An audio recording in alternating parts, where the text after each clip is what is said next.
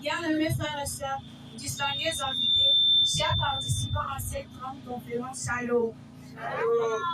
C'est avec une joie profonde que je prends la parole en ce jour mémorable pour clôturer cette grande conférence bâtie autour d'un thème aussi puissant que confirme le paradoxe. Nous avons entamé aujourd'hui une étape marquante dans notre marche spirituelle avec le lancement de la conférence Paradoxe.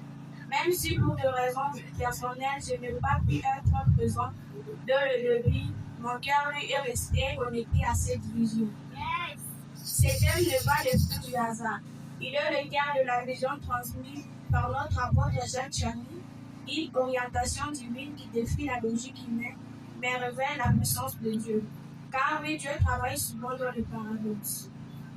Nous avons été appelés à embrasser cette dynamique spirituelle, à marcher à contre-courant du raisonnement humain pour entrer dans les mystères de Dieu.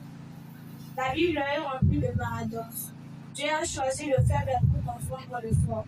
Il a élevé le serviteur au rang de roi. Jésus-Christ a triomphé par la croix et non par le pays.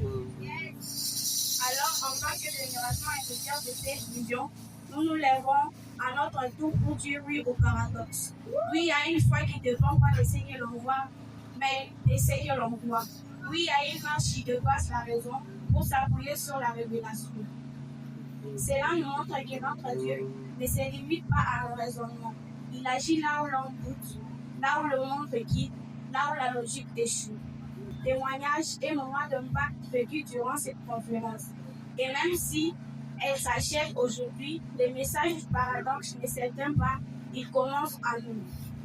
Continuons à vivre cette vision, portons cette vision dans nos foyers, nos enfants d'eux, nos projets, soyons des hommes et des femmes qui manifestent Dieu à travers le surnaturel. Merci à chacun d'entre vous de participer à cette conférence. Je dis et je vous remercie.